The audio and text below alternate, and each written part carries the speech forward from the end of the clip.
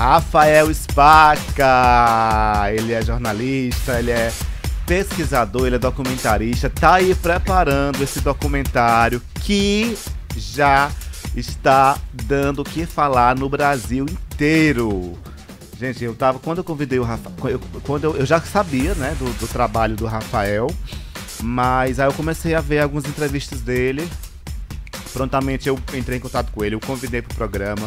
Ele aceitou bater um papo aqui com a gente sobre esse trabalho. E eu comecei a pesquisar, a ver as entrevistas dele. Eu separei 3 documentários, 3 podcasts que ele participou aí para contar sobre o documentário. E, gente, no primeiro documentário, na primeira entrevista, que era de 2 horas, pouco mais de 2 horas, que eu assisti, em 1 hora de entrevista, eu já tinha feito 3 laudas de pergunta, que é de tanta coisa interessante, curiosa. Claro, os Trapalhões foi um dos maiores, o grupo Os Trapalhões, o quarteto, foi um dos maiores fenômenos aí da televisão brasileira, do cinema brasileiro. Eles marcaram aí uma época, 70, 80, 90. Muita gente viveu, né? Quem é da nossa faixa etária viveu essa época de ouro do cinema brasileiro. E o Rafael tem muito o que contar aqui pra gente. Bom dia, Rafael, tudo bem com você, querido?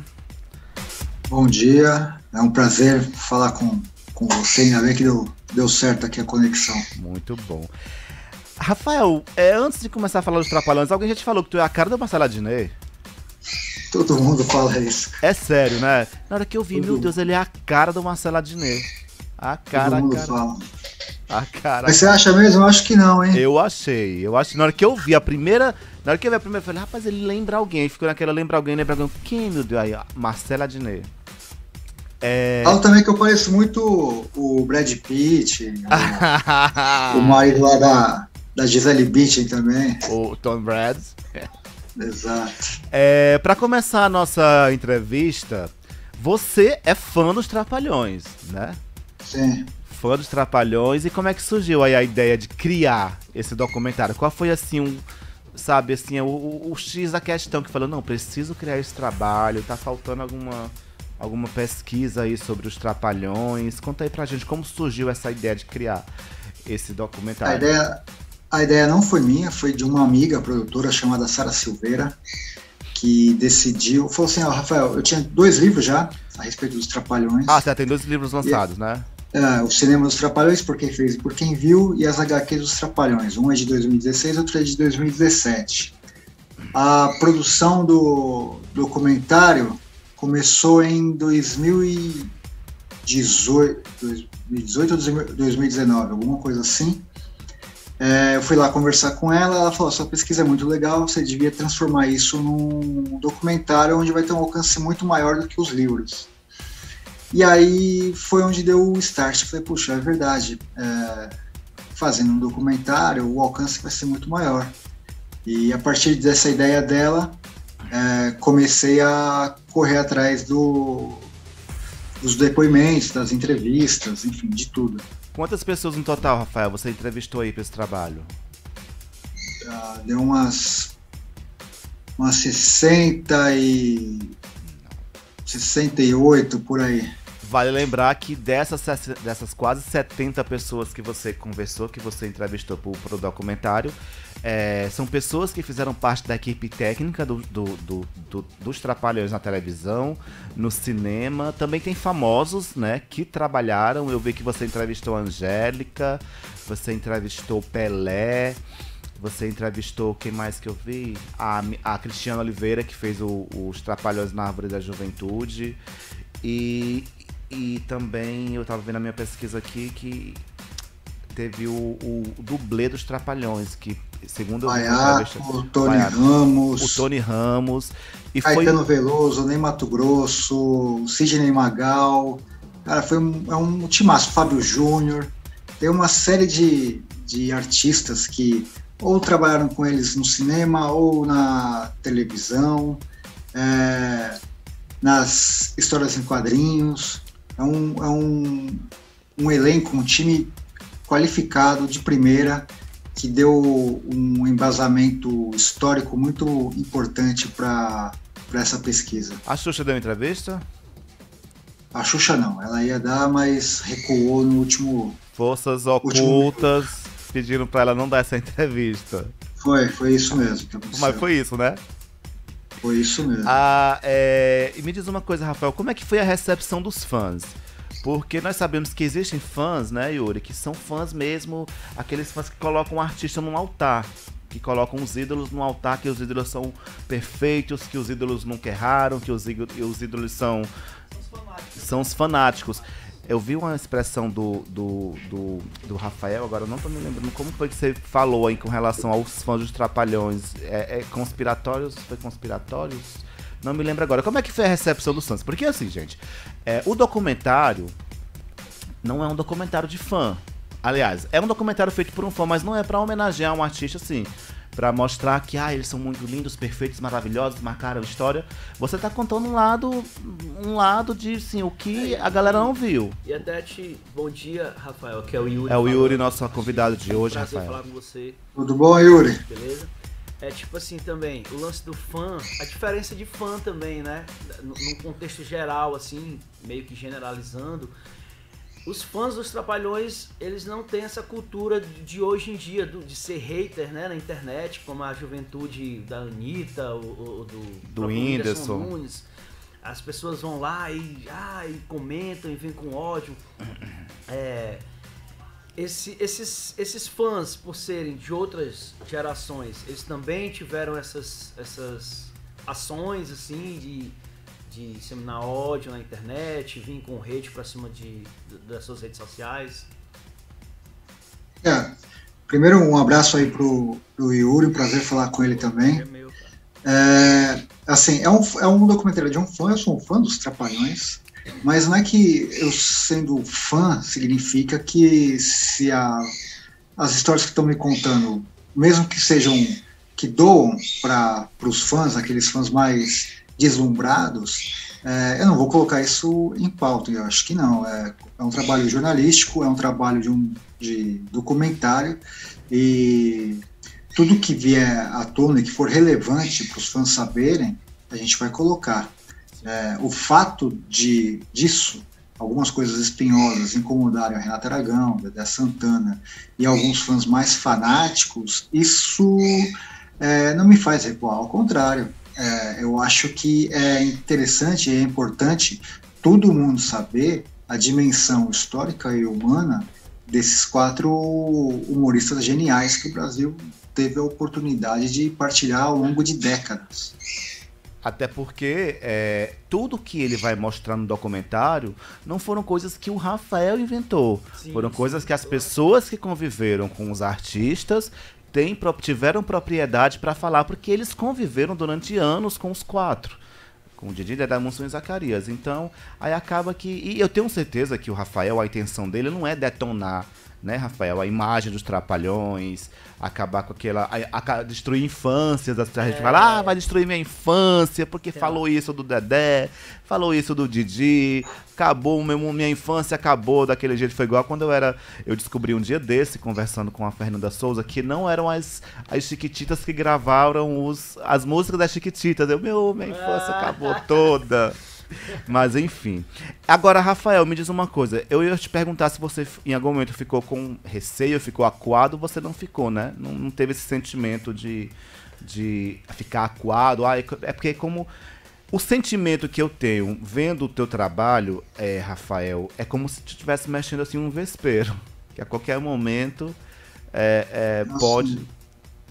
Até porque você falou também pelo Renato Aragão e pelo Dedé Santana, que são os que estão vivos até hoje, né? E eles meio que ficaram receiosos do que vai ser mostrado. Mas, como eu falei, foi coisas que as pessoas que estavam com eles falaram. Agora sim, diante de tanta informação que você colheu, dessas quase 70 pessoas que você entrevistou, teve alguma história, Rafael, algum depoimento, aquele sim que mais te chocou? Claro que devem ter tido histórias mirabolantes, histórias grandiosas, polêmicas. Até porque existem muito...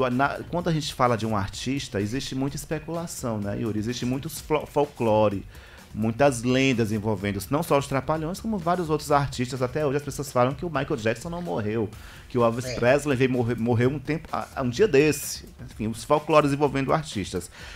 Sobre essas histórias, teve alguma que te chocou muito? Ainda, mesmo você sabendo que ele é fã, ele sabe tudo, né? Ele conhece tudo da vida dos Trapalhões, eu pratico quase tudo. Mas teve alguma história que te chocou muito, Rafael? De todos esses depoimentos que você colheu pro documentário? Não. Primeiro que você só falar a questão do vespeiro, né, que você falou, realmente é um vespeiro. Algumas pessoas, inclusive da equipe, recuaram, abandonaram o projeto por conta do medo, do receio do processo, de uma série de coisas. E eu acho que essa luta, essa batalha também inspira muita gente, porque eu acho que a gente não está cometendo crime algum quando a gente está tratando de um artista, ainda mais um artista de abrangência tão nacional, contar a história deles e se eles se sentirem ofendidos, eles entram com uma ação jurídica e o juiz decide se aquilo é pertinente ou não, cabe ou não a reclamação deles. Eu tenho muita confiança no meu trabalho, muita confiança nas minhas fontes, são fontes primárias, são fontes de pessoas que trabalharam diretamente com o grupo, então isso não me deixa nem um pouco receoso em relação aos Trapalhões. E respondendo a sua pergunta da questão do que chocou, acho que sim, é claro que tem muito folclore, muita lenda a respeito dos Trapalhões, e algumas coisas assim você é surpreendido, mas não a ponto de chocar. Fala assim, nossa, essa informação aqui eu não conhecia em minúcias, em detalhes, eu já tinha uma especulação a respeito disso, mas nada que chocasse assim. Rafael, eu assisti algumas entrevistas suas em podcast, de fato tem revelações assim bombásticas que nunca vieram à tona e nunca nem foi especulado assim, mas já falando nessa questão da lenda, teve alguma coisa assim que era lenda e você apurando, conhecendo melhor, profundamente assim as histórias, você descobriu que de fato eram lendas mesmo e não eram verdades? Porque eu acredito, claro, no documentário vai vir muita coisa que a gente não sabia ou não imaginava, né? Ou não queria acreditar também, tem muita coisa. Agora você tem polêmica, assim. Tem uma entrevista dele que ele fala do Zacarias, né? Aí muita gente diz assim, mas aí tinha gente que não queria acreditar também, de a opinião de quem tá falando isso. Mas enfim, tinha alguma coisa assim que o Brasil sabia que era muita verdade e não era verdade, sim, de lenda? Tem algum assim que você possa relatar pra gente? Tu lembra? O que era lenda e não é verdade? Eu acho que a maioria das lendas que a gente foi atrás eram, de fato, eram verdades, assim. A questão, o Renato Aragão gosta de ser chamado de fora do ambiente de filmagem. Não gosta, a gente descobriu isso. A questão mesmo do Dr. Renato Aragão. Oi? A história do Dr. Renato é verdade também? Não sei se é doutor. O fato é o seguinte, a gente entrevistou a camareira deles, né, e ele no camarim não gostava de ser chamado de Didi. Isso é uma coisa que a gente soube, porque é diferente o Renato tratando com o Tony Ramos, com o Caetano. Se o Tony chama ele de Didi, ele não vai repreender. Agora, o fato de ter uma pessoa num cargo supostamente inferior ao dele, chegar e falar Didi, ele não gostava, então ele pedia para que não fosse chamado de Didi. Até porque ele e o Didi são completamente diferentes, né? O Renato é um cara que não tem nada do Didi, absolutamente nada do Didi. O Didi é uma outra coisa na vida dele, então acho que ele queria deixar muito clara essa separação. Essa história da questão dele não ter nada com do Didi. Eu não sei se vocês vão concordar comigo, Yuri e Rafael. é que, pra mim, na minha concepção, o Renato Aragão, ele não conseguiu trazer aquela imagem de ídolo eterno. Porque, cara, os caras formaram gerações aí, formaram um humor próprio deles. Mas hoje, assim, você vê o Pelé, até hoje, é o rei do futebol. O Roberto Carlos é o rei. A Xuxa, a rainha dos baixinhos. Aí tivemos o Ayrton Senna. E a gente... É uma impressão minha que não tem esse apelo todo em torno da imagem do Renato Aragão. Eu tenho uma opinião. Uma opinião sobre isso, né? Deixa o Rafael aí. E você, Rafael, o que é que você acha? Eu quero ouvir primeiro a do Yuri. Vamos ver. Vai, Yuri, começa a sua. A minha opinião é o seguinte. A Globo... Isso já é uma opinião, posso estar falando besteira. Uhum. E eu não sou o revoltado, o rebelde anti-Globo, não. Eu assisto o Globo muito e gosto. Mas eu sinto, assim, que a Globo, ela de fato, ela já deixou bem claro que ela não respeita qualquer artista da casa. Então, assim, de Renato Aragão a Tony Ramos, a Antônio Fagundes, você sempre... A gente aqui de fora, principalmente a gente aqui em Teresina, do Piauí, que é bem distante do eixo Rio-São Paulo, a gente tem essa ilusão de que esse artista ele tá num pedestal, num patamar elevado ali, que ninguém chega e ninguém toca nele, quase um Cristo Redentor, assim, pra gente, entendeu?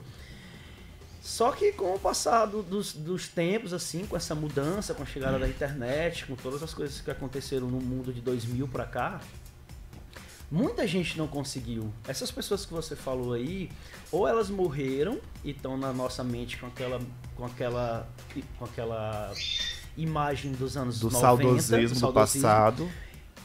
E outras, a Globo de fato esquece mesmo. Como ela fez com o Faustão agora, apesar de ter 30 e tantos anos na empresa, mas não teve, como fez com a Xuxa certa vez. Um caso também, falaram atrás. Também muito isso do Tarcísio Meira e Glória Menezes. Exatamente. Né? E o Renato Aragão, ele por não ser essa pessoa, ele não ser o Didi de fato, pode ter havido lá dentro da... Eu não sei, né? Isso aí já o Rafael vai falar. Pode ter havido lá dentro da empresa mesmo, não ter tido uma reconstrução, né? Uma inovação do Renato Aragão para ser utilizado. Porque o humor na Globo, depois dos Trapalhões, ele ficou bem difícil, né? O Zorra Total sempre foi não chegou nem perto, ali, né? Que não sei se era bom, se era ruim. Teve uma época que era pastelão, depois virou mais... Tá, aí teve os cara de pau... Aí teve tanta gente que não chegou aos pés do que foi... Os Trapalhões. Que foram os Trapalhões. Então eu não sei se foi por conta da emissora não ter dado... As novas políticas da Globo. Ou o próprio Renato Aragão não ter de fato se intitulado na geladeira. Assim, mas Rafael... Ele já deu algumas entrevistas, até com o pessoal dos Portos dos Fundos, que ele é politicamente correto, ele não gosta desse humor... que tem a sátira mais pesada, mais ríspida e tal. Pode ser. Eu acho, como eu falei, vamos jogar para a mão do Rafael. Eu sempre vi alguma coisa, que ele sempre tinha projetos lá na Globo, e aí a Globo meio que deixava de lado os projetos dele, até mesmo culminar no desligamento dele da emissora.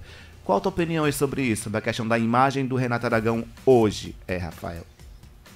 Eu acho que a Rede Globo fez muito pelos Trapalhões. Ela levou eles para um patamar que eles não tinham.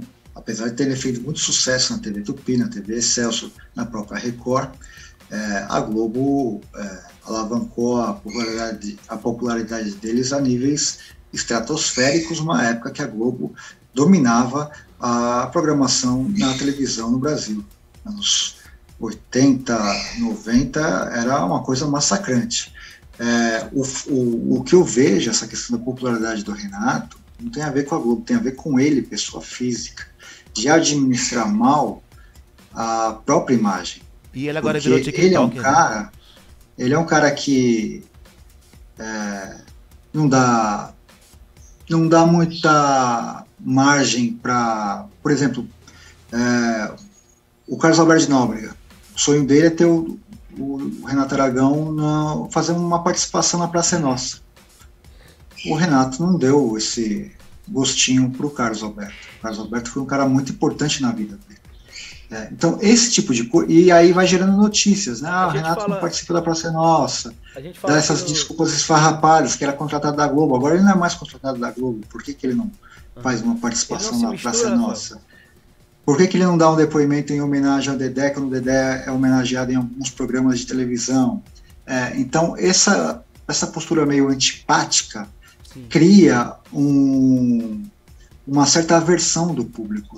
Eu sempre falo isso. Quando você lê uma notícia do Renato Aragão, qualquer notícia do Renato Aragão na internet, dá uma descida nos comentários, cara. 95% é gente detonando ele pela essa postura arrogante, mesquinha que ele tem, praticamente com todo mundo que foi muito importante na vida dele. Ele não se mistura, né? A gente fala aqui no Nordeste que é um não se popular, mistura. Ele não se mistura.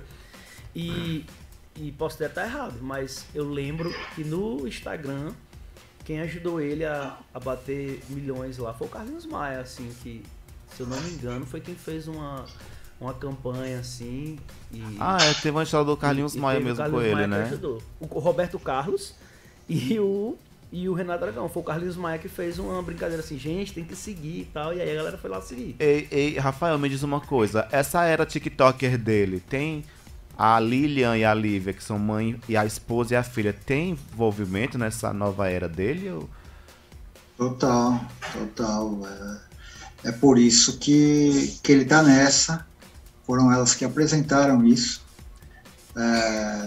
E tá, de certa forma, cara, vamos ser bem sinceros, tá num momento muito ruim, artístico, criativo, são coisas que você vê lá, são extremamente bizarras, constrangedoras, do que a gente assiste nas redes sociais dele, né? Então, de certa forma, não é uma coisa que honre o legado, a trajetória do Didi Mocó. O Rafinha Bastos foi até processado, né? O Rafinha Bastos. Ele processou. Eu não entendo, né? Uma pessoa que sempre lutou pelo... Tirava muito sarro desse TikTok Uma pessoa que sempre lutou contra o censura e processou o Rafinha. Nunca entendi por que ele fez isso. Ele fez uma piada também, parece. Porque ele passou a vida satirizando as pessoas, né? Enfim. Rafael, voltando aqui pro documentário. Nós sabemos que quando você está fazendo um trabalho como esse, eu já fiz trabalho de época de faculdade de documentário, ele não tem roteiro. A gente nunca sabe como um documentário vai terminar. E eu vi que eu nas suas entrevistas tem aquelas pessoas que contam histórias que de repente pode ser uma virada de chave pro desenrolar do trabalho. E no teu caso, um dos personagens que você considera, segundo as entrevistas que você deu, que foram virada de chave, foi o Baiaco, que é o dublê, que foi dublê do Renato Aragão durante anos. Que quando ele contou, porque parece, segundo ele contou tudo. E o que eu acho interessante, que eu acho que você concorda comigo e Yuri também aqui com a gente, o fato deles não terem mais nenhum vínculo, nenhuma dependência do Renato Aragão, ou do Dedé, ou de alguém que de repente queira preservar a imagem do Renato Aragão, o fato deles não terem essa dependência ajudou o Rafael a colher esses documentos, esses depoimentos, esses documentos, esses depoimentos das pessoas pro projeto dele, né, Rafael? O Baiaco realmente é uma figura central nesse documentário. Passou décadas com o quarteto, sabe tudo, porque conviveu, dividiu camarim, dividiu poltrona de ônibus, dividiu assento no avião, viajou, teve momentos bons, ruins com eles. Quer dizer, é um cara que é uma figura de proa na história dos Trapalhões. E de fato, não tendo mais o programa na Globo, não tendo mais essa possibilidade, essa relação comercial que eles tinham, porque senão ele ficava assim, putz, eu não vou falar porque estou no programa, ou daqui a 2 meses vai estrear o programa. Como não tem mais nada, muitas das pessoas se sentiram com possibilidades e livres, até com coragem e livres para poder falar o que realmente aconteceu. E uma outra coisa, essas pessoas tinham ou têm uma profunda mágoa guardada por alguns episódios que aconteceram com elas ao longo desse tempo. Então, essas nossas conversas foram como uma espécie de catarse para elas, porque desabafaram. E tanto é que teve gente que estava falando comigo e falou: caramba, eu nunca falei tanto na minha vida a respeito desse tema. Muito bom. Tiveram artistas que pipocaram, assim, artistas de renome, sem precisar falar nomes, que... Mas se quiser falar, tá ótimo. Não, claro. Os cortes do YouTube. Você falou aí que entrevistou muita gente, de cantor a ator, e até lembrei agora que o Lenine foi assistente de roteiro Dos Trapalhões no começo da carreira, quando ele veio de Recife o Rafael falou da Angélica também. Qual foi o trabalho, a ligação da Angélica com eles? Eu não tô me lembrando. A Angélica fez filmes com eles, né?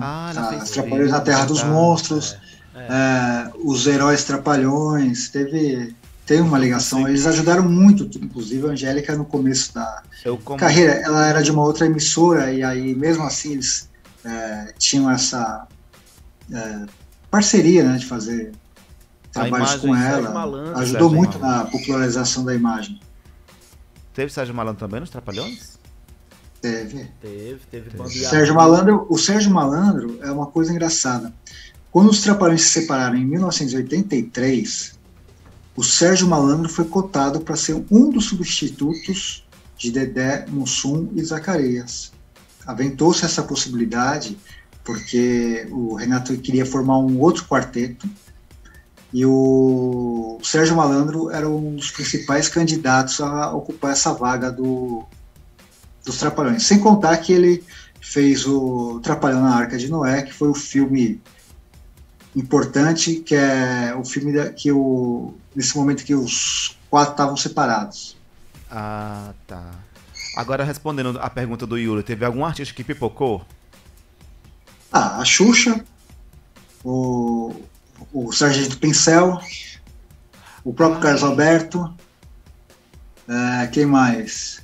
Mas esses não deram entrevistas, ou na hora da entrevista... Eu falo assim, na hora da entrevista você foram meia boca, não? Foram meia boca, assim... Não deram, porque assim, eles iam dar e recuaram. Eles recuaram por conta de um pedido do Renato Aragão. O Dedé também pipocou, porque se você for ver, ele fez uma carta de apoio ao documentário, e aí o Renato pediu para ele tomar um lado, e claro que ele tomou o lado do Renato, e também virou as costas pro documentário. Inclusive eu vi também em uma dessas entrevistas que o Dedé Santana era a pessoa que ligava para os seus entrevistados, para sondar o que falaram, para meio que dar um alerta: olha, cuidado com o que você vai falar. Isso também existiu, né, Rafael? Aconteceu sim com alguns, inclusive com o Baiaco. Assim que o Baiaco deu a entrevista, o Dedé sabia que a gente estava com o Baiaco naquele dia, naquela hora. Assim que acabou a entrevista, foi até muita coincidência, o Baiaco até mostrou, falou: o Dedé tá ligando, e conversou com o Dedé na minha frente. E o Dedé perguntou: e aí, cuidado com o que você vai falar, cuidado com o que você falou, vê lá o que você vai falar. Então teve esse tipo de cerco, sim, em relação a alguns personagens do documentário. Por exemplo, pegando um gancho aqui na pergunta do Yuri, por exemplo, você conversou com a Angélica. Claro que a Angélica fez aquele depoimento, né, enaltecendo. Político, né? O Pelé também, claro, enalteceu. O Tony Ramos. Ney Matogrosso. Eu lembro demais, o Renato Aragão tinha um quadro, imitava muito. Ele imitou muito o Ney Matogrosso, né? Eu lembro que tinha uma música, eu até falei da Angélica, que eu não me lembrava dela nos filmes, mas eu me lembrei que eu tinha um LP que tinha uma música da Angélica, o Ney Matogrosso e os Trapalhões, que era a música da natureza. Eu tinha me veio agora esse momento. Agora, Rafael, me diz uma coisa, e o Renato Aragão, o próprio? Vocês chegaram a conversar? Teve alguma sondagem? Ou ele chegou a, sei lá, querer ir participar e depois recuou e não quis mais quando viu a proporção que o documentário ia se tornar, o que o documentário ia virar? Ou, vou mais além, ele chegou pra você, ou alguém da equipe, sei lá, a esposa dele, ou a equipe jurídica, ou filho, não sei, alguém da Globo, olha, você não vai poder fazer isso, você me devolva, me dê as fitas, me entregue esse material, até porque tem uma história que o Roberto Carlos, ele conseguiu barrar um documentário, uma biografia não autorizada, inclusive os livros todos foram recolhidos do mercado. Como é que foi a situação com o próprio Renato Aragão, Rafael? Ele tentou fazer uma coisa meio parecida com o que o Roberto Carlos fez, e que foi um choque no Brasil todo, e essa atitude gerou uma repulsa no Brasil inteiro, tanto é que agora o STF criou lá o Cala a Boca Já Morreu, liberando as biografias autorizadas ou não autorizadas. Você pode fazer, e se aquilo não corresponder à verdade, você responde juridicamente. Né? Mas ninguém pode agora proibir de fazer. Foi o que ele tentou fazer. Eu conheci o Renato pessoalmente em 2016, quando entrevistei ele na própria casa dele, lá no Rio de Janeiro. Você entrevistou ele?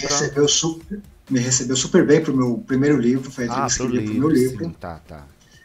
Aí, anos depois, fui convidado para participar do livro dele, tem 2 depoimentos meus lá. Os meus 2 livros constam nas fontes bibliográficas da biografia dele. E quando eu estava fazendo um documentário, eu entrei em contato e falei, eu estou fazendo um documentário, eu gostaria de te entrevistar e tal. Fui ignorado solenemente, até que ele começou a receber notícias do documentário. E aí a esposa dele manda um e-mail dizendo que eu não podia fazer o documentário. Ela estava desinformada, eu posso fazer. E aí começou essa questão de falar, o advogado entrou em contato, pediu as imagens, essas coisas todas, a gente não deu, e aí que é importante nesse momento, que quando essas pessoas batem o pé, boa parte dão um passo para trás. Eu não, eu dei 2 para frente. Eu falei, não, você não vai tirar essas imagens, você não vai me proibir de fazer esse documentário, eu vou até o fim com isso, e se você quiser, tem 2 possibilidades, 3 na verdade. O Renato me recebe na casa dele e eu conto para ele tudo que me falaram a respeito dele, e ele se defende, eu coloco na íntegra tudo isso. A segunda ideia, faça um documentário e desminta o meu. Ele já está fazendo isso. Ele está fazendo um também? Está fazendo um. E a terceira é a gente faz um embate no tribunal e vê de fato quem que está com a verdade ou não. O que ela fez agora não, mas foi logo que essas notícias começaram a pipocar, ela criou um Instagram dizendo que lá ia contar a verdadeira história dos Trapalhões. Então, dizendo que o que eu fazia era uma mentira. Isso não foi muito longe, tudo que até o momento que ela fez assim, foi tudo um jogo de cena, inclusive um vídeo que ela colocou no Instagram do Renato, do Dedé, visitando o Renato, aquilo foi uma coisa montada contra mim. Eles pagaram uma passagem de Dedé Santana para ir para o Rio de Janeiro, para arquitetar um discurso contra o documentário. E aquela coisa, que surpresa você está aqui e tal, não foi surpresa, ela impôs essa obrigação do Dedé ir lá no Rio de Janeiro e fazer uma narrativa, um discurso contra o documentário. Tanto é que, quando eles saem, agora vão sair menos ainda, mas se eles saírem, todo mundo vai perguntar. Vão fazer 10 perguntas, dessas 10 perguntas você pode ter certeza que uma vai ser sobre o documentário. Como eles não querem serem confrontados com essa pergunta, eles vão sair cada vez menos. E você fez até uma carta aberta, tô vendo aqui no seu Instagram, uma carta aberta pro Renato Aragão, Yuri. E num dos trechos da carta ele fala o seguinte: não quero que fique com raiva de mim, estou fazendo o meu trabalho, não quero briga, só quero contar a história que me contaram. Vamos debater no cinema. Eu faço o meu e você faz o teu filme. Aí o público faz o juízo. Topa Um abraço, Rafael Spaca. Como no Twitter, o Renato Aragão que lute. Pra contar o lado dele. Agora sim, você falou a história que eles se separaram em 1983. Pouquíssimas pessoas sabem disso.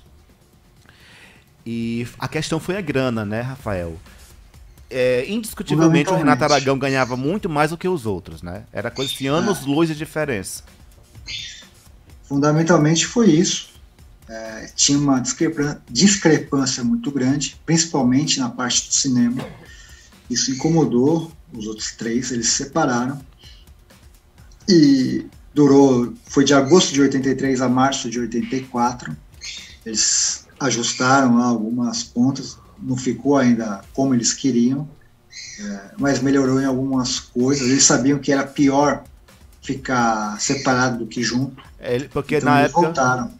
Eles fizeram cada um deles um filme, né? Os três fizeram um filme e o Renato Aragão fez o Arca de Noé. Os dois filmes foram um fiasco e de público, de espectadores, e viram que juntos são mais fortes do que separados. É aquela história, né? É ruim com ele, pior sem ele. Então eles entenderam isso e voltaram.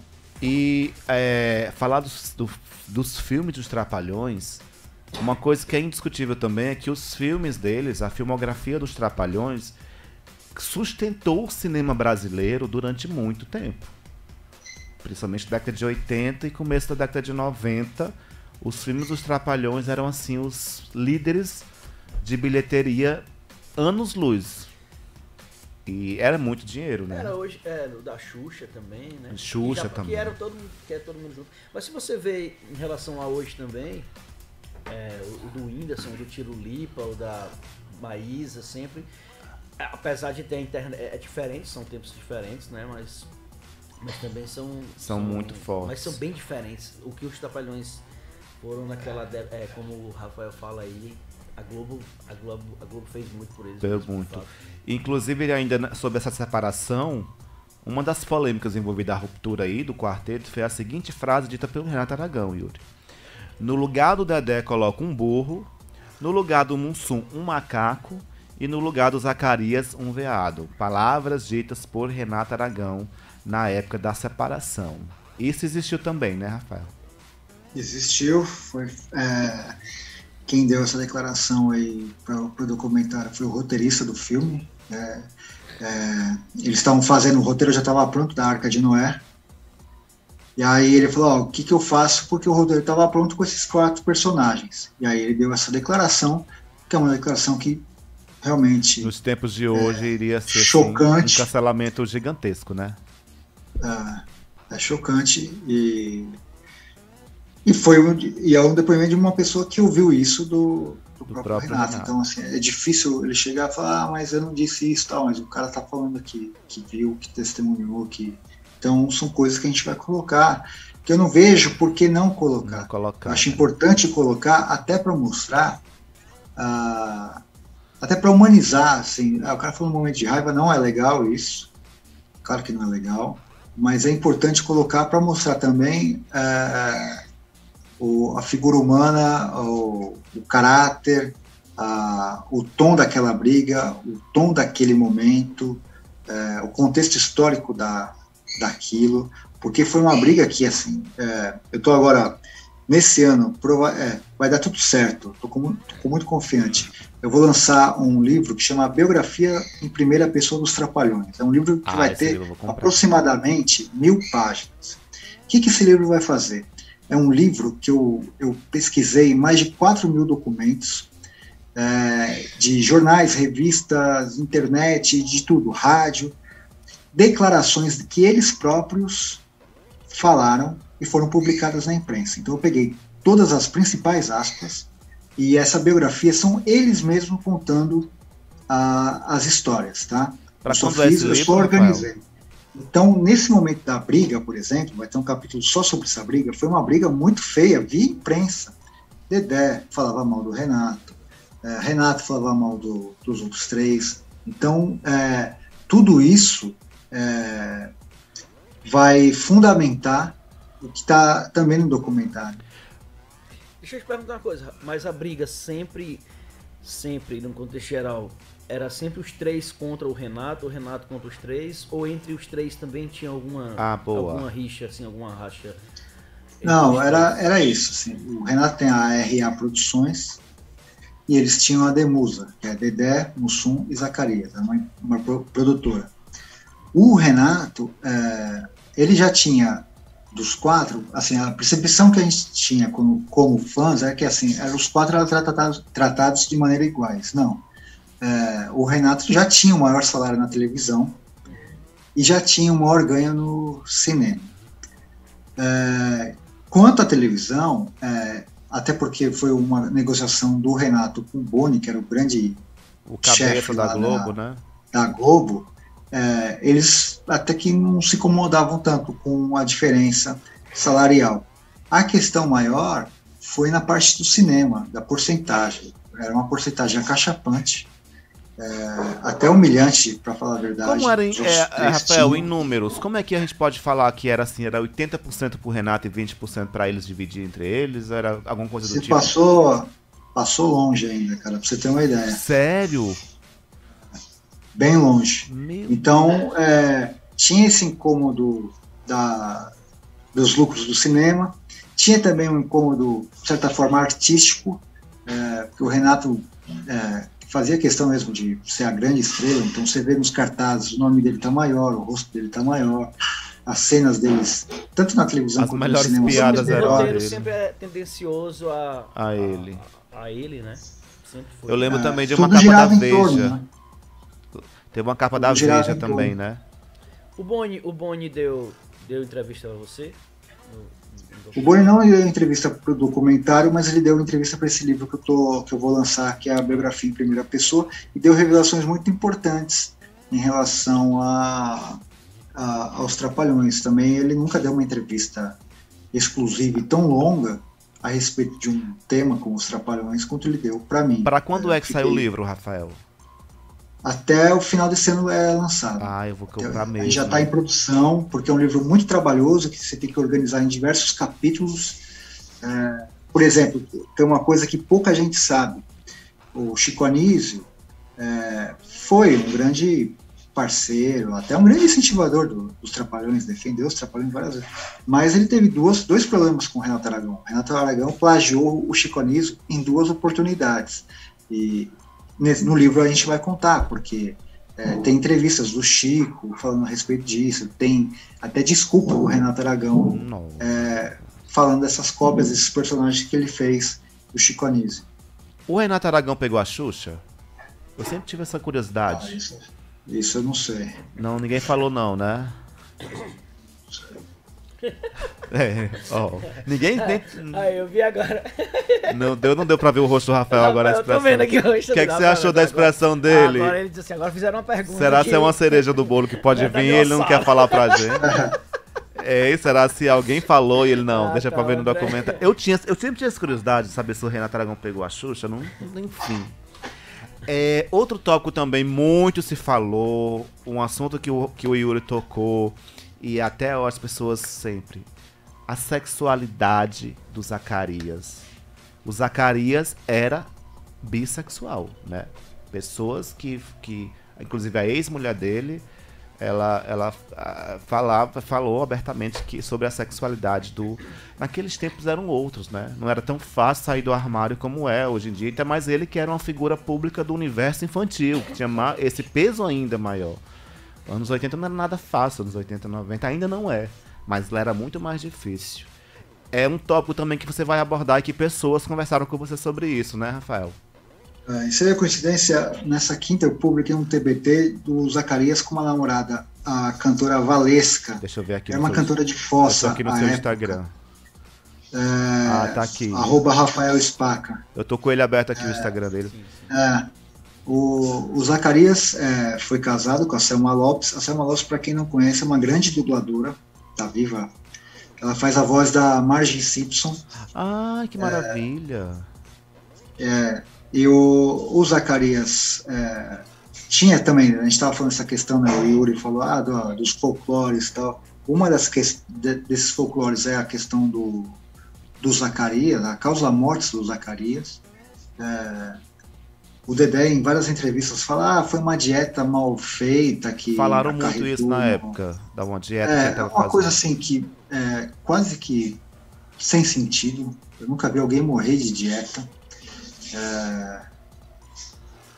E aí a gente fala, poxa, por que que ele não fala abertamente, ainda mais agora, você falou mesmo dessa questão que nos anos 70, 80, o Brasil é um 80, país machista, o Brasil é um país homofóbico, homofóbico.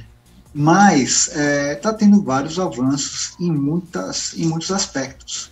Você vê quantos artistas, quantas pessoas, e isso encoraja a outras pessoas a tornar isso uma coisa natural, porque é uma coisa natural, não é uma doença, não é uma excrescência.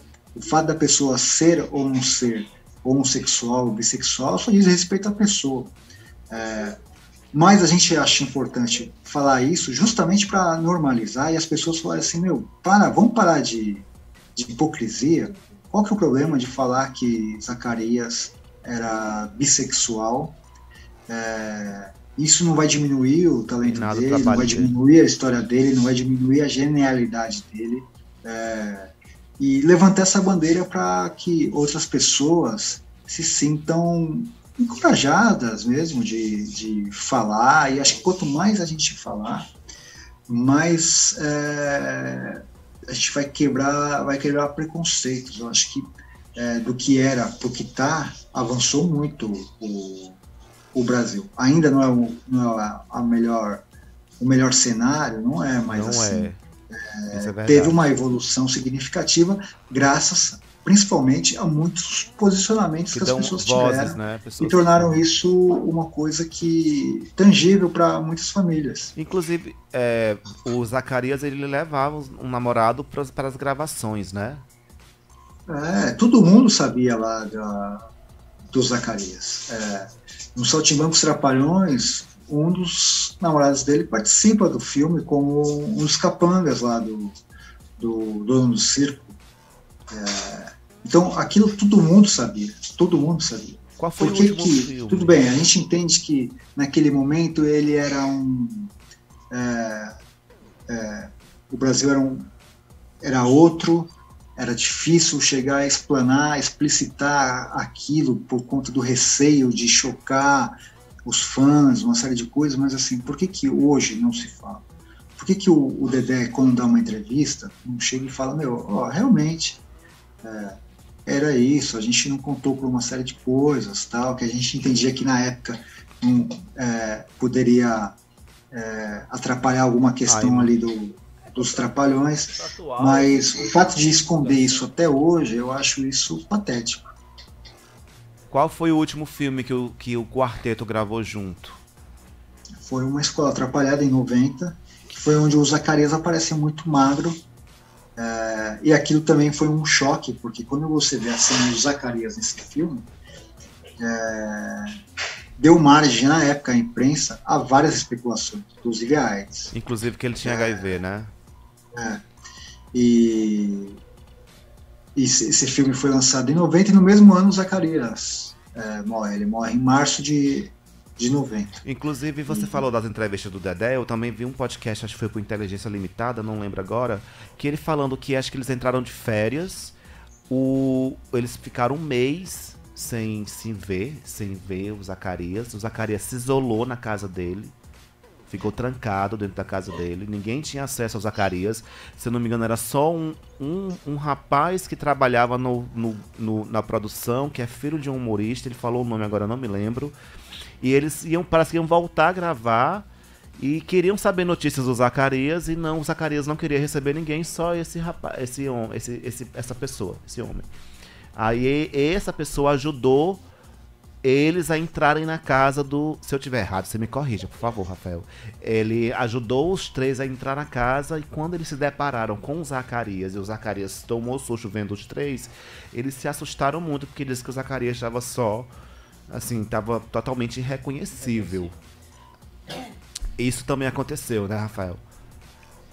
O que acontece é o seguinte, a Globo ofereceu para o Zacarias, assim, até hoje não tem cura a AIDS, não tem cura. Mas avançou muito. tem esses coquetéis, tem vários tratamentos, tem uma série de coisas.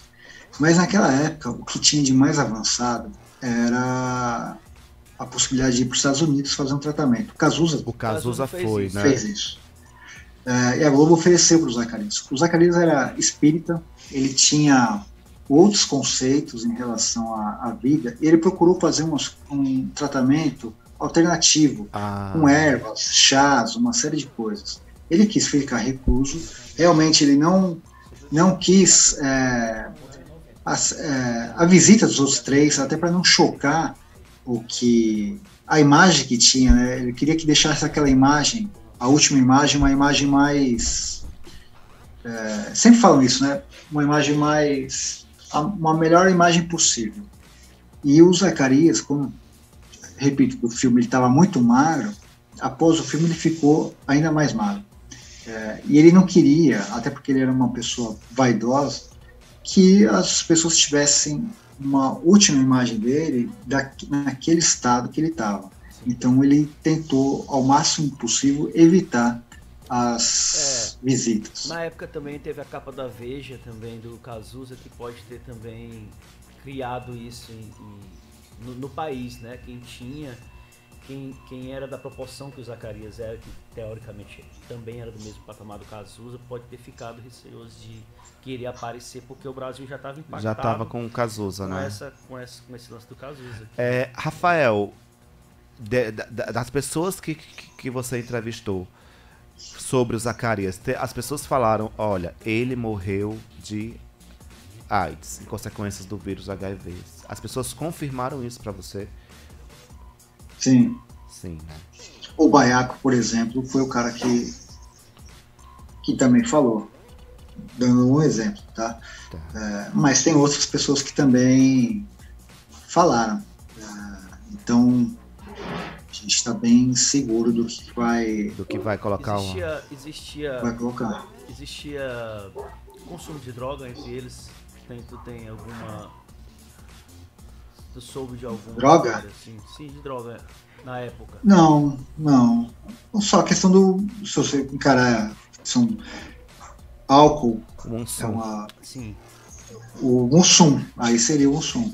E o lance, a gente fala muito a gente sempre tem no primeiro patamar, assim, de rixa entre o Dedé e o Didi, né? Até porque tem aquele lance que o Dedé foi esquecido durante os anos, se afastou, aí o povo disse que traiu, que não deu a mão pro Dedé passou dificuldade, várias vezes na mídia, isso foi, ao passar dos anos foram falando sobre isso. Mas a popularidade do Mussum também, de bastante tempo pra cá, ela se tornou gigante, né? Gigante, maior, teoricamente maior do que o Dedé e maior do que o Didi. Né? Por lance dos memes, da forma de falar, até cerveja. Camiseta, cerveja, o Obamas. E aí, ele virou uma figura cult. Exatamente. Mas nessa época, na época dos Trapalhões, a rixa era Dedé e Didi, ou o Mussum também já incomodava por ter popularidade também? Até porque, na minha opinião, os quatro eram bem populares, assim, mas assim, sempre foi, de fato, Dedé e Didi a rixa ali, de competição, de popularidade? Só pegando um parênteses aí do que você falou, Yuri, até porque, pra mim, o Mussum era o mais carismático, gente. O Mussum, ele não precisava forçar pra fazer você sorrir. Você olhar pro Mussum, dá vontade de sorrir. Eu acho ele, assim, pra mim, ele era o melhor dos Trapalhões. Eu sempre fui team Mussum e Zacarias. Sempre, pra mim foram os meus preferidos. Eu gostei muito do Dedé, eu gostava. Mas o Mussum, pra mim, gente, é muito icônico. O Mussum era muito icônico, como você falou, ele extrapolou fronteiras. Eu acho até que ele se tornou maior após a morte dele. O Zacarias eu era fã porque era botafoguense. Botafoguense, né? O povo falava, né? Não sei se era. E sempre tem essa história, né? Sempre tem essas coisas, essas listas que saem nos sites dos artistas que perderam tudo, artistas que estão falidos, do lixo ao luxo, e sempre tá lá o Dedé, tá? Configura nessas listas. Ele realmente tá falido, Rafael, e ele tem alguma dependência do Renato Aragão hoje, financeiramente? O Dedé, ele confessa que sabia administrar o dinheiro dele. Realmente ele perdeu boa parte do seu patrimônio. Ele teve uma vida confortável, vive uma vida boa, mas em alguns aspectos ele ainda precisa da ajuda, do respaldo do Renato, especialmente na questão que se refere ao plano de saúde. O Renato dá uma ajuda para ele nessa parte. A questão das amizades que o Yuri falou, a grande amizade ali dos 4 era entre Dedé e Mussum.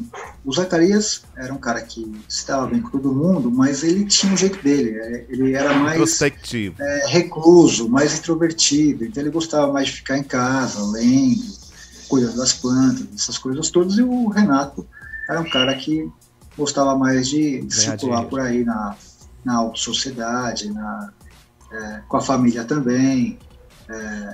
Mas de frequentar a casa mesmo é uma coisa mais Dedé e Mussum. Até que eles chegaram a ser vizinhos. Né? Mas o Dedé teve um momento, falando dessa parte das partes que ele tinha, das fases ruins que ele teve, mas ele teve um momento ali no começo dos anos 2000 que foi na escolinha, na Praça é Nossa, né? Aquele comando maluco, verdade. E que ele incomodou bastante o Renato Aragão. E o Didi fazia a turma do Didi, né? Fazia a turma do Didi. E tipo assim, em termos de popularidade no país, o Comando Maluco popular, aquele que ficou... Naquele momento dos anos 2000, né? Teve o Bananinha lá, aquela galera toda que depois fez parte de circo, até hoje, né? Eles eram da praça e ganharam um programa próprio, né? Isso, programa próprio. E era no horário do Didi. E incomodou, não foi isso, Rafael? Foi uma tacada genial do Silvio Santos. Como o Dedé não foi contratado pela Globo para fazer a turma do Didi, o Silvio Santos contratou o Dedé para fazer o Comando Maluco. E aí um programa disputou com o outro o Ibope naquela época. Então você imagina que coisa maluca. 2 amigos por anos trabalhando juntos, duelando no Ibope, cada um em sua emissora. E, de novo, nessa época teve briga do Renato e o Dedé na imprensa. O público tomou partido do Dedé, ficou com o Dedé. E várias vezes o Comando Maluco atrapalhou a turma do Didi. Eu lembro que na turma do Didi, um dos integrantes do elenco era o Jacaré do Tchan, fazia parte, e o Tadeu Melo, que tinha umas características semelhantes à do Zacarias. A ideia dele era criar novos personagens semelhantes aos antigos. E o que veio do Gugu também. Marcelo Augusto. Marcelo Augusto, que fazia o Galã. O Galã, que era o que o Dedé fazia. É verdade, Yuri. Verdade. A ideia do Renato era trazer uma essência dos outros para os novos participantes, Rafael? Cara, a ideia era fazer uma cópia dos Trapalhões. Um novo Trapalhões. Aquilo era uma cópia escancarada dos Trapalhões. Não tem o que falar. Ele vai falar que não, que é um outro jeito, não. É uma cópia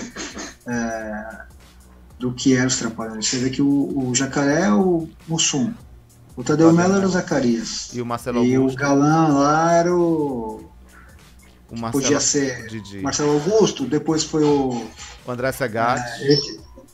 Que eu entrevistei o André pro documentário, fazia o papel do Dedé. Então era uma coisa... Essa galera da nova geração Trapalhões. Já teve alguma informação que batia assim com a galera da antiga geração, esse povo da turma do Didi, da produção, ou o próprio André que você disse que entrevistou? As coisas condiziam com o passado, assim, com o jeito que o Renato Aragão já tinha, com os problemas da época dos Trapalhões? Essa questão um pouco da prepotência, de querer do egocentrismo e tal?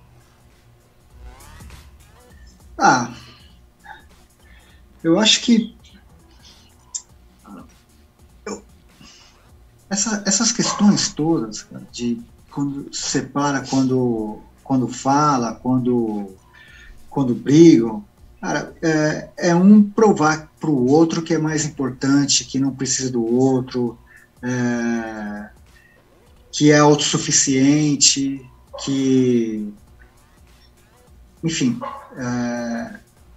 nesse meio artístico, e vocês sabem melhor que eu, porque vocês estão nessa área aí, eu estou nesse momento fazendo isso, mas assim, é um querendo engolir o outro, né? Não tem jeito, e foi o que aconteceu naquela época. Dedé e Didi, eu sempre falo isso, cara, eu não acho que eles sejam amigos, de verdade eu não acho mesmo. Nunca foram ou só agora? Eles já, em algum momento eles foram amigos, foram parceiros?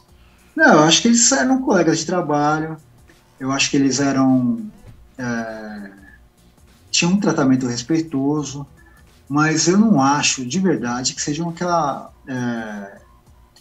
uma amizade genuína, sabe? Uma amizade... Né? Espontânea. Tem aquelas amizades de conveniência, tem aquelas amizades de momento, de trabalho, de uma série de coisas, mas eu não encaro, de verdade, isso como, até hoje, tá? Hoje, principalmente, quer dizer, que Dedé e Didi sejam amigos, de verdade, por conta de uma série de coisas que a gente escuta, por uma série de coisas que a gente pesquisou, que leu. Eu não vejo isso. É muito diferente ter colega de trabalho e ter amigo. É o que eu digo. Dedé e Mussum, realmente eles eram amigos, um de frequentar a casa do outro, essas coisas todas.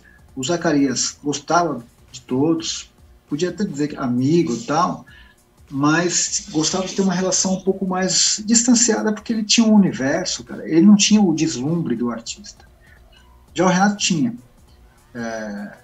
Então, hoje, ainda mais, né? Eu vou falar aqui uma coisa que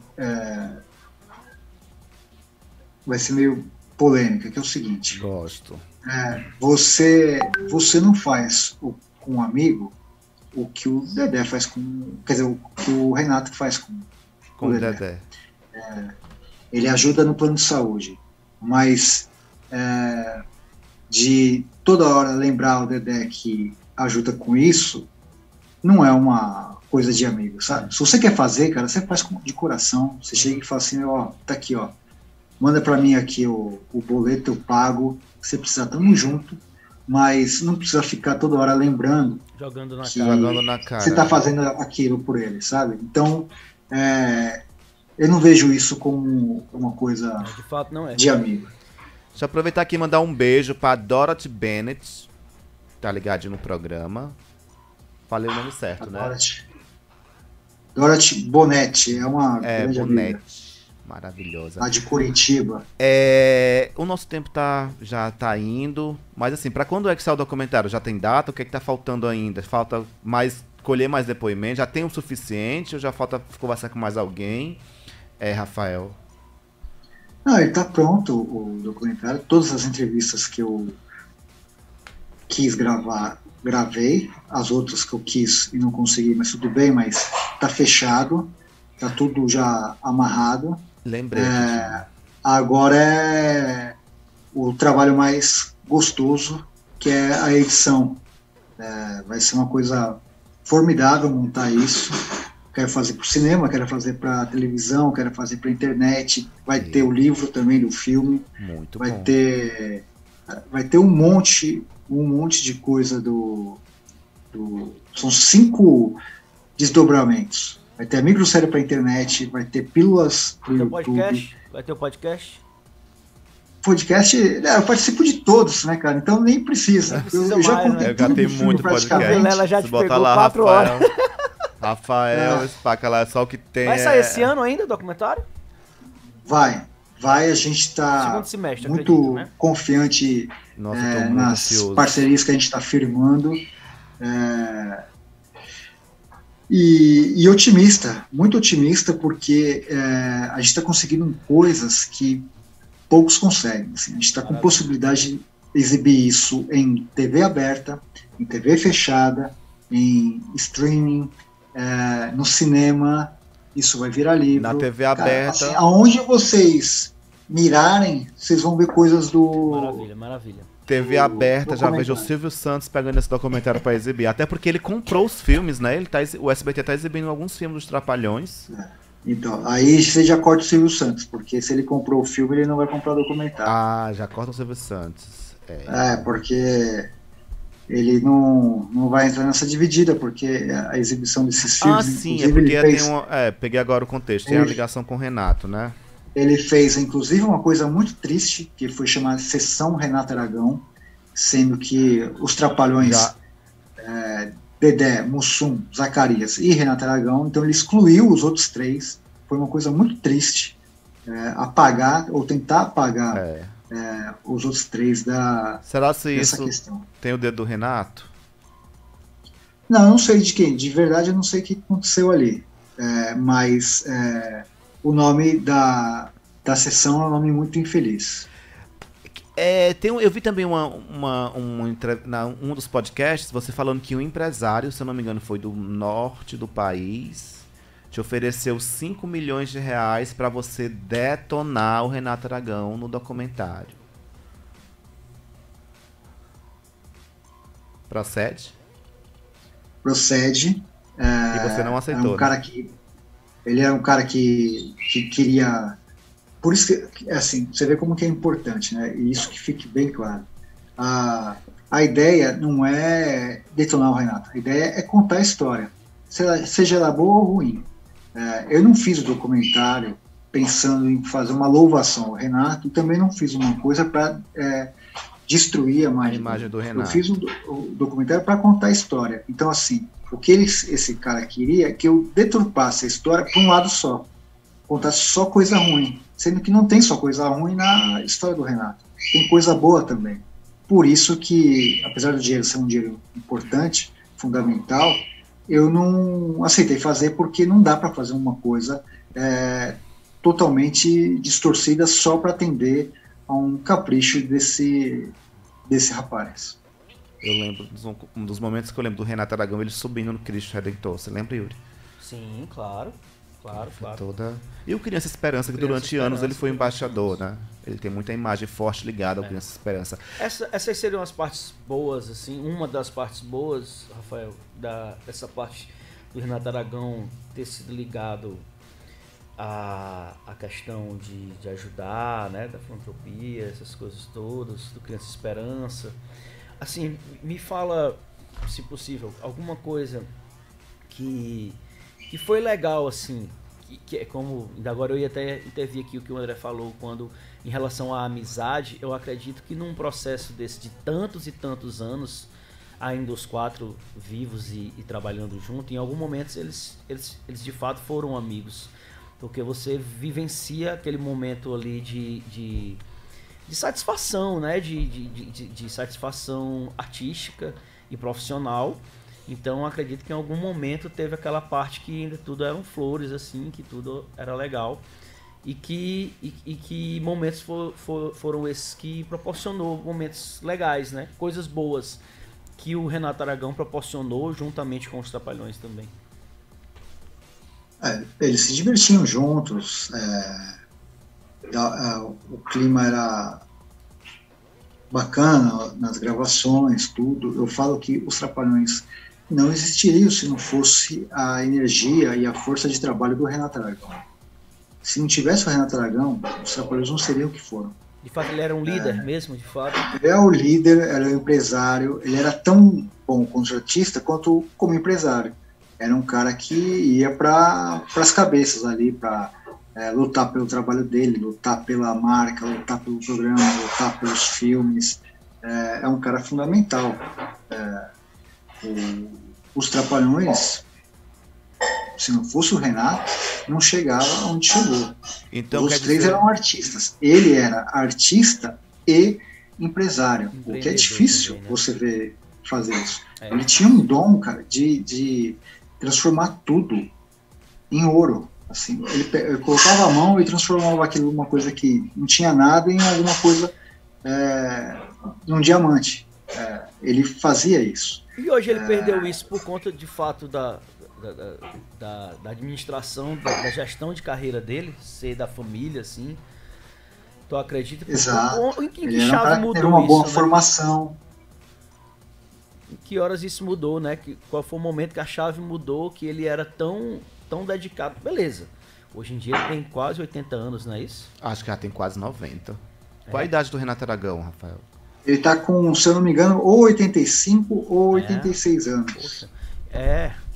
De fato ele já não tem mais a necessidade de provar mais nada. Então quer dizer que isso. você falando que ele era o cabeça, ele que ia atrás. Então, o que ele ganhou, o que ele foi proporcional ao que a contribuição dele pro projeto Os Trapalhões, ou mesmo assim ainda era uma diferença muito gigantesca. Tipo assim, eu fiz tudo isso, então eu vou ganhar mais. E ponto final, acabou. O que o Renato ganhou, eu acho que era justo por tudo que ele fez. De verdade. Isso eu queria saber, pontuar, esclarecer. Agora, eu acho que ele podia ter sido mais generoso com os outros três. Os outros três ganhavam bem, ganhavam. Que é o que não é justo, né? O que ele não dividiu, de fato. Sim, eu acho que ele podia ter sido mais generoso com os outros três, porque sem os outros três, ele também não chegaria onde chegou. Tanto é que ele fala isso, que não sabe fazer piada sozinho. Sozinho, né? Então, ele precisou dos outros três. Então, ele podia ter sido um pouco, eu acho, tá? Isso é uma opinião minha. Ser mais generoso com os outros três. Não pensar muito para ele, repartir um pouco melhor. Deixa eu fazer a última perguntinha. Pode fazer, amigo. Tu tem... Eu já tô vendo lá na frente, já botando... Tu tem algum documentário previsto, futuro? Com outro nome? Celebridade e outro ícone importante? Eu comecei a fazer, e aí quando começou a pandemia nós paramos, mas agora eu vou focar nos Trapalhões. Depois que eu lançar os Trapalhões, vou voltar a esse, que é do grupo Dominó. Boa. Penso em fazer algo, se der certo, tal, com a Mara Maravilha. Sim. Tô tentando há séculos, mas ela nunca topa. Enfim, e aí o que aparecer aí de ideias, a gente vai fazendo. Dominó é legal. Só pra finalizar esse gancho de faturamentos dos três, eles chegaram a ficar ricos também? O Dedé, o Mussum e o Zacarias, ou só o Renato? Essa que é a questão, eles ficaram ricos. Mas gastaram... O Dedé e o Didi milionário. É essa a diferença. Agora, quem quiser saber mais, vamos aguardar o documentário aí do Rafael, que vai prometer muito. Uma coisa é fato, né, Rafael? Tu já tá esperando o processo. Será? Será, né? Vão ter essa força. Saber. Mas o que importa não é o resto é consequência. Tô pronto, também tô pronto para isso. Se vier, cara, é importante isso, assim, a gente não recuar, porque quando esse tipo de coisa acontece... Diga não à censura. Quando o cara bate o pé e você recua, você encoraja outras atitudes como essa. E se você dá 2 passos para frente, você fala, não, vamos decidir isso aqui aonde você quiser. Se ele quiser fazer um documentário, como ele está fazendo, para rebater o meu, eu acho que seria a melhor forma de a gente duelar ali. Você, por exemplo, ia assistir e você ia falar assim, eu assisti os 2 e eu prefiro o documentário do Renato Aragão. Cara, isso seria a melhor vitória para ele. A melhor. Sim. Eu acho que levar para instância jurídica, eu acho que é envelhecer mal. Ir para um caminho ruim. O que vai ganhar com esse embate jurídico? Então, o que seria legal era isso, chegar lá o Yuri e falar assim, eu assisti os 2 e eu preferi muito mais o documentário do Renato Aragão e ótimo, ganhou ali. Agora, para que decidir isso numa esfera jurídica, onde um juiz vai ver se houve isso, houve aquilo? Bobeira. Mas, se ele optar por isso, Rafael, também estou pronto. Qual foi o tempo de pesquisa, assim? Tu passou quantos anos para fazer esse documentário? Cara, os Trapalhões, de verdade... Porque junta com o livro também, né? Que você já fez 2. Então, é muita coisa. Já dá mais de uma década, de verdade. Já dá mais de uma década pesquisando os caras. mergulhando em águas mesmo profundas a respeito deles. São coisas... Fala assim, mas você... qual que é a minha diferença entre os fãs dos Trapalhões? O fato é que eu coloquei a mão na massa. Fiz livro, fiz filme, vou fazer outras coisas. É isso. Eu fui um cara que colocou a mão na massa. A única diferença é essa. Rafael, quero muito agradecer a sua participação aqui no nosso programa. Gente, acho que foi o recorde daqui do Vibes e Tal. Foi sem interrupção, sem intervalo, porque E ainda tem coisa que o tempo não deu, mas vamos ter que marcar uma outra entrevista para poder lançar o documentário. E é com você de novo, viu, Yuri? Já tá marcado aqui que é para falar mais, porque é muita coisa, gente. É um assunto muito bom de você ficar... saber, você quer saber mais. Mas muito obrigado pela sua participação aqui no programa, Rafael. Tenho certeza que eu fiquei também muito contente com o convite. Eu vi que o Yuri realmente é fã também dos Trapalhões. Eu te falo, não é sem demagogia nenhuma. Eu assisti o seu podcast com o Vilela lá no Inteligência e fiquei bastante curioso, vi bastante corte em outras coisas também. E aí me deu uma nostalgia. Eu nem sabia que eu era tão fã dos Trapalhões assim, né? Fazia muito tempo, mas eu assisti tudo. Como eu te falo, eu tenho 39 anos, então eu peguei o finalzinho ainda do Zacarias e peguei Mussum, Dedé e Didi. E assim, te falo, bastante verdade, assim. Você é muito coerente, assim. Eu vejo de fato a sua parcialidade em não querer tendenciar em deturpar coisas ou queimar a imagem deles ou de qualquer outro. E isso é muito legal, cara. Nos dias de hoje precisa disso. É um trabalho totalmente diferente a fofoca, um trabalho maldoso. É um trabalho maldoso. De fato. É um ídolo, é um cara popular, né? São 4 pessoas ícones, né? De várias gerações. A gente brinca, né? Não sei se, tipo assim, o que é que vai parar o Brasil? Vai parar no dia que o Pelé morrer, a Xuxa morrer, muitas dizendo no dia que o Renato Aragão morrer. Hoje em dia eu já não concordo tanto. Hoje em dia não, há algum tempo já acho que não... Claro, vai ser uma grande repercussão, mas eu acredito que não pare o país. Não pare mais o país, como seria em outros tempos. Né? E você está fazendo um trabalho de forma espontânea e verdadeira. Forma parcial, espontânea, honesta. Exatamente. E o bom do Rafael, gente, é tão bom ver as entrevistas do Rafael, porque assim, hoje nós sabemos que muitos canais de YouTube, ele tem aqueles canais de cortes, né? São vários cortes, por exemplo, Fortuna, briga, Zacarias, morte, não sei o quê.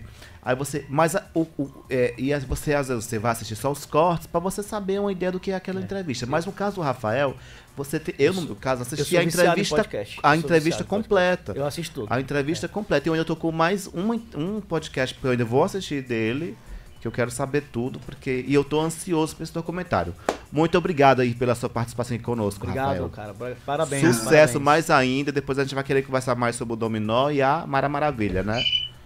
Eu espero lançar o documentário aí, e aí quando for lançar aí, eu vou no estúdio aí e a gente conversa. Pronto, já tá convidado pra vir a Teresina. Show de bola. Já tá mais que convidado. Valeu. Obrigado, Rafael. Obrigado, tá aí, gente. Esse é Rafael Spaca. Contando tudo sobre aí esse documentário proibidão dos Trapalhões. Obrigado, Rafael. Agora vamos de música. Yuri, daqui a pouco é eu e você e eu. Vibes e Tal, na Boa FM.